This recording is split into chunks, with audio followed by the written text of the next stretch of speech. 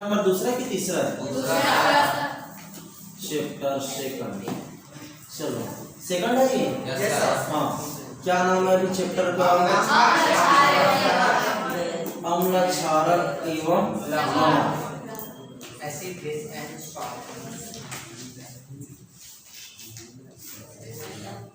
चलो ये देखिए। हाँ, अब सबको इधर ध्यान देना भाई, अब डिस्कशन बिल्कुल नहीं करना है। ये चैप्टर का नाम है अम्ल क्षारक एवं लवण। ठीक है, बढ़िया चैप्टर है ना, बहुत सारे एग्जाम में भी काम आता है, तुम्हारा भी 10वीं में भी काम आता है। ठीक, तो सबसे पहले क्या करते हैं हम अम्ल के बारे में देखते हैं। ये अम्ल के बारे में पहले देखते हैं। ठीक, पहले तो ध्यान देना अम्ल और क्षारक दोनों को याद करने का ट्रिक पहले सीखना। ठीक है, यहाँ पर हम लिख लेते हैं अम्ल को और नीचे हम लिख देते हैं क्षारक। क्षारक और क्षार दो वर्ड यूज होता है, दोनों वर्ड अलग अलग है, याद रखना।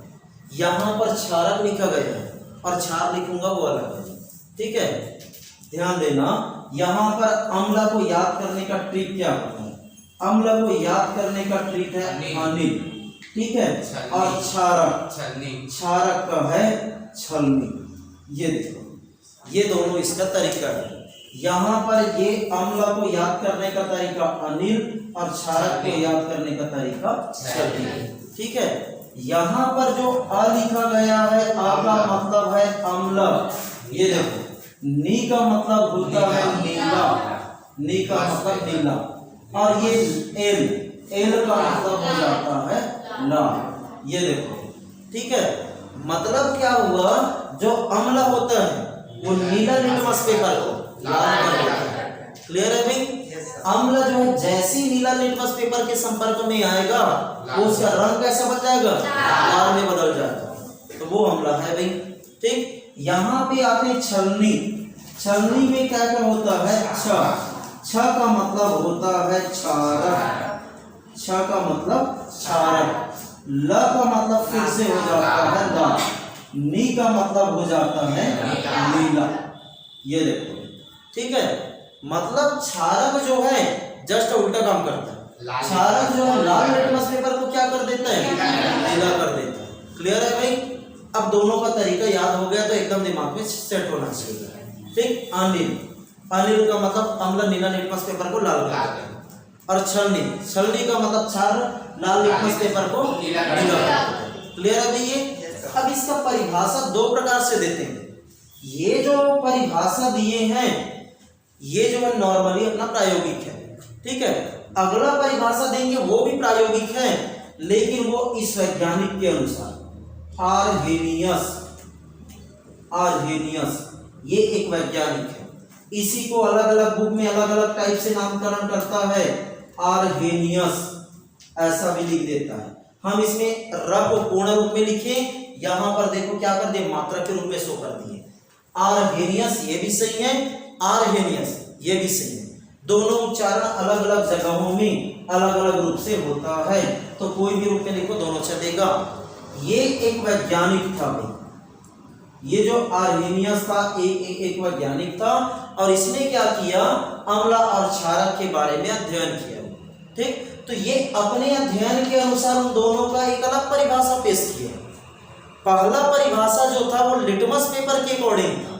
ठीक है, अम्ल के लिए क्या किया गया, एक नीला लिटमस पेपर दिया गया, और नीला लिटमस पेपर के संपर्क में जब अम्ल आया या कोई भी विलयन आया, अगर कोई विलयन नीला लिटमस पेपर के संपर्क में आने से लाल में बदल गया तो वो विलयन क्या था? अम्ल था। अगर कोई विलयन लाल लिटमस पेपर के संपर्क में आने से क्या बन गया? नीला बन गया, मतलब वो विलयन क्या चीज था? क्षारक। क्लियर है भाई? लेकिन ये क्या करता है, जो वैज्ञानिक आर्हेनियस था, ये आर्हेनियस जो बताया था वो जलीय विलयन के बारे में बताया था। जलीय विलयन, ये देखो, मतलब अम्ल और जो क्षार था उसको जलीय विलयन से क्रिया कराया, और क्रिया कराने के बाद इसने देखा कि जो अम्ल था ये क्या करता है, H धनायन दे देता है। ठीक है, मतलब जो है वो H धनायन के रूप में टूट जाता है। लेकिन जो क्षारक था क्षारक जो है जलीय विलयन के संपर्क में आता है तो ये OH ऋण आयन बना देता है। क्लियर है भाई? तो इसने क्या किया था, जलीय विलयन से क्रिया कराया था और क्रिया कराने के बाद वो टूटता कैसे उसके अकॉर्डिंग ये परिभाषा दिया था। ठीक है, तो हम स्पेशली आते हैं विद्यार्थी अम्ल। अम्ल का पहला परिभाषा हम लिटमस पेपर वाले को देंगे। तो लिटमस पेपर वाला परिभाषा है वे पदार्थ जो नीला लिटमस पेपर को क्या कर देता है, लाल कर देता है। ये देखो उसे अम्ल कहते हैं। चलो याद रहेगा भाई, ये वे पदार्थ जो नीला लिटमस पेपर को क्या कर रहे हैं, लाल कर देता है, उसे क्या बोलते हैं, अम्ल कहते हैं। अब इसी को क्या करते हैं हम दूसरे रूप में और परिभाषित करेंगे।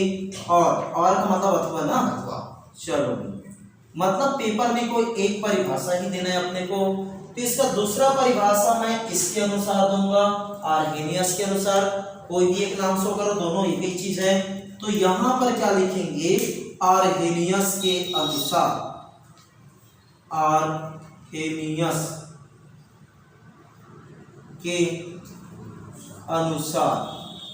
चलो आर्हेनियस के अनुसार क्या देंगे अब इसका परिभाषा। आर्हेनियस के अनुसार इसका परिभाषा होगा वे पदार्थ जो जलीय विलयन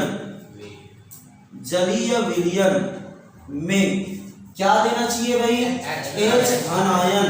वे पदार्थ जो जलीय विलयन में H धनायन देता है उसे अम्ल कहते हैं। ये देखो पढ़ो भाई इसको एक बार। वे पदार्थ जो जलीय विलयन में H धनायन देता है उसे अम्ल कहते हैं। ये देखो प्लस के रूप में है। कोई भी पदार्थ अगर टूटेगा तो हमेशा प्लस और माइनस ही बनाएगा, ये याद रखना। तो ये जलीय विलयन के साथ क्रिया करके क्या बनाता है, H धनायन बनाता है। H का मतलब हाइड्रोजन है, ठीक है।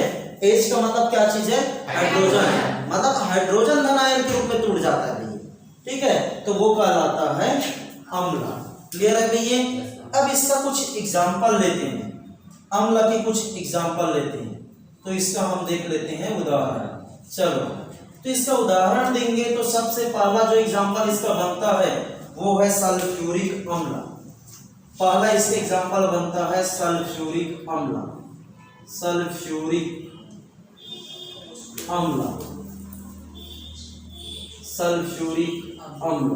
इसका जो सूत्र होता है, रासायनिक सूत्र, ये होता है H2SO4। ये क्या चीज है भाई, सल्फ्यूरिक अम्ल। सल्फ्यूरिक अम्ल पहला एग्जांपल ले लिए जिसका रासायनिक सूत्र है H2SO4, ठीक है। दूसरा लिखते हैं भाई, इसमें दूसरा एग्जांपल देते हैं हम जो है हाइड्रोक्लोरिक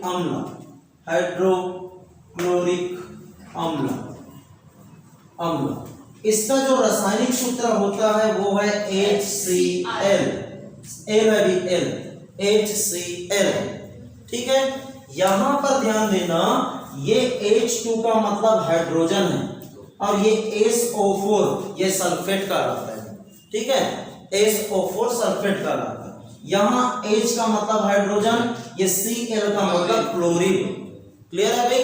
तो हाइड्रोक्लोरिक अम्ल जो है हाइड्रोजन और क्लोरीन से मिलकर बना होता है, और जो सल्फ्यूरिक अम्ल है हाइड्रोजन और सल्फेट से मिलकर बना होता है भाई, ठीक है। सल्फेट मतलब SO4, S का मतलब क्या चीज है, सल्फर, O का मतलब ऑक्सीजन, मतलब सल्फर और ऑक्सीजन से वो मिलकर बना होता है, ठीक। उसके बाद आते हैं अगला एग्जांपल, तीसरे नंबर में आते हैं। तीसरे नंबर में आएंगे तो ये है एसिटिक अम्ल। एसिटिक अम्ल का जो रासायनिक सूत्र है ये होता है भाई CH3COOH, ये इसका रासायनिक सूत्र है, ठीक है, ये इसका रासायनिक सूत्र, ये ब्रैकेट है भाई, इसको सी वगैरह मत समझ लेना, ये इसका क्या चीज है, ये ब्रैकेट। एसिटिक अम्ल का रासायनिक सूत्र क्या चीज है, CH3COOH। क्लियर है भाई, ये याद रहेगा। उसके बाद अगला जाते हैं भाई चौथे नंबर में। चौथे नंबर में आएंगे तो ये है नाइट्रिक अम्ल। ये नाइट्रिक अम्ल का जो सूत्र होता है वो है HNO3। ये नाइट्रिक अम्ल का सूत्र है। तो ये 4 एग्जांपल देखे, चारों याद रहेगा, ठीक है भाई। अम्ल की संख्या तो बहुत है, सारे चीज नहीं लिख सकते हम जो है, लेकिन थोड़ा बहुत तो एग्जांपल देना पड़ेगा। तो पहले एग्जांपल हमने क्या दिए भाई इसमें, पहला एग्जांपल है सल्फ्यूरिक अम्ल। इसका अगर रासायनिक सूत्र पूछूंगा तो क्या मिलेगा, H2SO4। रासायनिक सूत्र याद करना पड़ेगा, क्योंकि उसी से हम अभी इसका क्या करेंगे, समीकरण देखेंगे, ठीक है। उसके बाद हाइड्रोक्लोरिक अम्ल, इसका रासायनिक सूत्र HCl। एसिटिक अम्ल CH3COOH। फिर नाइट्रिक अम्ल HNO3। याद रहेगा इतना, चलो। तो ये क्या कर रहे हैं हम जो है अम्ल के बारे में पढ़ रहे हैं। अम्ल का ट्रिक भी लिख लेना कॉपी में, लेकिन पेपर में ट्रिक को नहीं लिखना, ठीक है। पेपर में भी अनिल करके लिखोगे तो कोई मतलब नहीं, ठीक। ये इसका ट्रिक लिख देते हैं याद करने के लिए। इसका ट्रिक क्या था भाई, अभी अनिल, ये इसका ट्रिक है, ठीक। आ का मतलब क्या देखे थे हम, आ का मतलब हमने देखा था भाई कि ये होता है अम्ल। नी का मतलब नीला। एल का मतलब ला का मतलब लाल। ये लो, समझ जाएंगे भाई इसको। ये ट्रिक है, इसको पेपर में लेकिन शामिल नहीं करना। क्लियर है भाई ये, चलो। तो अम्ल के बारे में देख लिए। अब अम्ल के बाद अगला टॉपिक हमारा आएगा क्षार। अच्छा, एक चीज और चर्चा करते हैं, अम्ल का प्रकार। अम्ल का प्रकार की बात करेंगे, 2 प्रकार का, ठीक है। अम्ल का प्रकार, अम्ल का प्रकार, चलो। हाँ बोल भाई, कौन क्या बोल रहा था, कितना प्रकार? बुक पहले बंद कर देना भाई, बुक अगर खोले होंगे तो। हाँ ठीक है। तो कौन कौन सा भाई, और हाँ दुर्बल अम्ल, प्रबल अम्ल और भाई। अम्ल को मुख्य रूप से 2 भाग में बांटते हैं, एक तनु अम्ल का लाता और एक सांद्र। वो दुर्बल और प्रबल अम्ल वो एक अलग टाइप का है, या फिर 4 को तोड़ देते हैं, 4 भाग बना दो, फिर ऐसे बनाना है तो भाई, ठीक है। दुर्बल और प्रबल अम्ल जो है वो इसके अकॉर्डिंग कंपेयर में आएगा, आर्हेनियस के अकॉर्डिंग। आर्हेनियस ने क्या बोला था कि वे पदार्थ जो जलीय विलयन में क्या देता है, बोला ये H+, मतलब H धनायन देता है, बोला था। तो जो भी अम्ल आसानी से H धनायन दे देगा वो प्रबल अम्ल कहलाता है, मतलब एकदम जल्दी से टूट गया। और जो अम्ल बहुत मेहनत के बाद टूटता है, मतलब उसको क्या करता है, रासायनिक क्रिया करने में समय लगता है, तो वो दुर्बल अम्ल कहलाता है। क्लियर है भाई। प्रबल अम्ल जैसी जलीय विलयन के संपर्क में आता है तुरंत क्या बना लेगा, वो H धनायन बना लेगा। लेकिन जो दुर्बल अम्ल होगा वो जलीय विलयन के संपर्क में आएगा तो उसको क्रिया करने में टाइम लगता है, मतलब ये उसको जल्दी से नहीं मिलेगा, वो दुर्बल अम्ल कहलाता है भी, ठीक है। तो यहाँ पर अम्ल में मैं पहला चीज लिख देता हूँ, यहाँ पर जो है तनु अम्ल। चलो, तनु अम्ल ये अगला चीज, ठीक है। तनु अम्ल और अगला क्या बोल रहा था, सांद्र अम्ल, ठीक है। तनु अम्ल और सांद्र अम्ल 2 वर्ड यूज हो रहा है, एक तनु और एक हो रहा है सांद्र। ये देखो, ठीक। तनु अम्ल का मतलब क्या होता है, ये जो है फीका होता है, और सांद्र का मतलब क्या होता है, ये जो है गाढ़ा होता है। फीका और गाढ़ा समझते हो ना, ठीक है। तनु का मतलब ये जो अम्ल होता है वो फीका होता है, और ये क्या होता है, गाढ़ा। यहाँ अम्ल के बारे में एक चीज और समझना, इसका जो स्वाद है या जो टेस्ट है खट्टा होता है। ठीक है, लेकिन कभी भी उसको टेस्ट करके नहीं देखना, क्योंकि बहुत सारे अम्ल जो है वो हमारे लिए क्या होते हैं, नुकसान है। ठीक, इस कारण अगर विज्ञान पढ़ रहे हो तो कभी भी टेस्ट करके नहीं देखा जाता है, इसलिए वो मानता ही नहीं है इस बात को भाई, क्योंकि वो हमारे सेहत के लिए क्या है, हानिकारक है। ठीक, तो यहाँ पर लिख देना नीचे में, ये स्वाद में कैसे होता है, खट्टा, ये स्वाद में खट्टा होता है, ये देखो। ठीक, ये जानकारी के लिए ठीक है, बाकी टेस्ट नहीं करना है। ठीक, टेस्ट करेंगे तो वो बेकार है। तो अब फीका और गढ़ा का मतलब क्या है, यहाँ पर अगर इसको नॉर्मली वर्ड में बोले तो ये कम खट्टा होता है, ये देखो फीका का मतलब ये कम खट्टा होता है, और ये गाढ़ा है मतलब ये कैसे होगा, अधिक खट्टा होगा, ये याद रखना। तो भाई ये अगर कम खट्टा है, तुम लोग क्या करते हैं, मही देखे हो,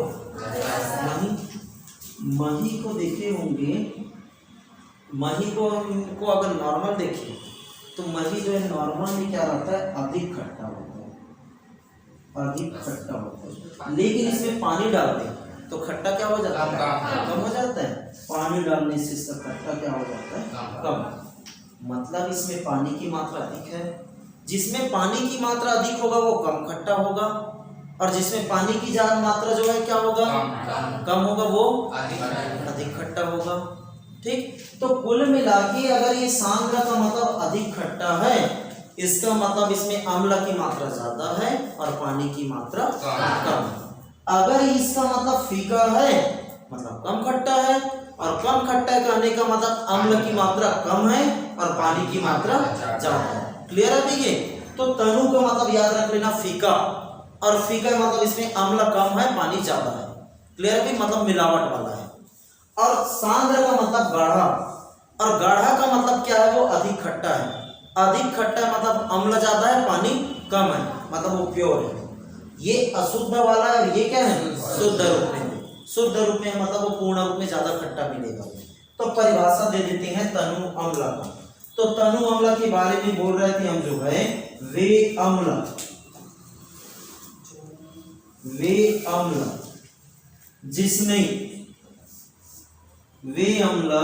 जिसमें अम्ल की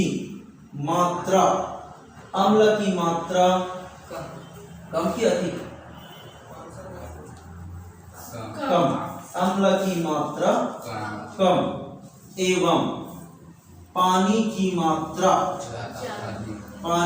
मात्रा अधिक होता है, उसे क्या बोल देंगे हम, तनु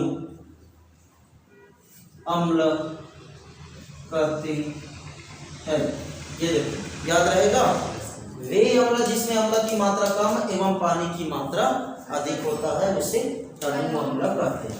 ठीक है, अब उधर चलते हैं हम, जो है इसका अगला चीज क्या लिख रहा था मैं, सांद्र अम्ल लिख रहा था क्या, तो इसमें आते हैं सांद्र अम्ल।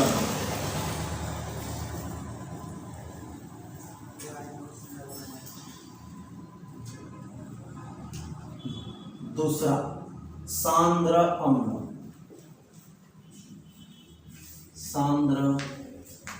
अम्ल, चलो तो सांद्र अम्ल के बारे में क्या बोला था, अधिक, हाँ, वे अम्ल जिसमें अम्ल की मात्रा अधिक एवं पानी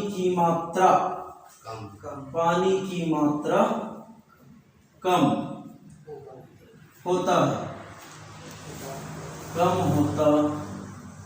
है, उसे सांद्र अम्ल कहते हैं। ये देखो याद रहेगा इतना, ठीक है। ये पूरा अम्ल के बारे में हो गया अपना। ठीक, अगला चीज अब क्या चलेंगे हम, जो है क्षारक में। ठीक, क्षारक भाई, क्षारक और क्षार दोनों लगभग सेम भी है और थोड़ा बहुत अंतर भी है। ठीक है, अभी बताऊंगा क्या होता है। ठीक, तो अगला आते हैं हम जो है क्षारक में। अगला टॉपिक हमारा क्या चीज है? क्षारक। ये इसको पहले नोट करो भाई, उसके बाद क्षारक को देखेंगे पूर्ण रूप से, ठीक है।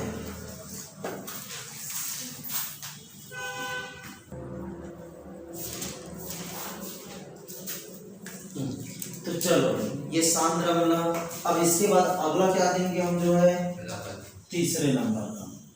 तीसरे नंबर का लिख देते हैं हम जो है प्रबल अम्ल। ये प्रबल अम्ल। प्रबल अम्ल के बारे में बताया था कि वे अम्ल जो आसानी से H धनायन बनाता है उसे प्रबल अम्ल कहते हैं। मतलब ये जैसी जलीय विलयन के संपर्क में आएगा तुरंत H धनायन के रूप में टूट जाएगा, ठीक है। इधर लड़कियां इधर ध्यान दो। हाँ ऑलरेडी चल बाद में देखना चल। वे अम्ल जो जलीय विलयन के साथ आसानी से H धनायन बनाता है उसे प्रबल अम्ल कहते हैं। उसे प्रबल अम्ल कहते हैं। ये देखो इसका परिभाषा में कोई दिक्कत थोड़ी है। अभी देखो प्रबल मतलब स्पष्ट है भाई, ये मजबूत है भाई एकदम, ठीक है। यहाँ पर क्या चीज है? आसानी से टूट जाता है, इसीलिए इसको प्रबल बोला जाता है, ठीक है। चलो अगला चीज में आते हैं इसका जो चौथे नंबर में जाएंगे तो क्या बनेगा? दुर्बल अम्ल। दुर्बल अम्ल का परिभाषा क्या देंगे? सेम टू सेम इसी को बनेगा, ठीक है। ये सेम टू सेम कॉपी कर लो भाई। दुर्बल अम्ल का वे अम्ल जो जलीय विलयन के साथ आसानी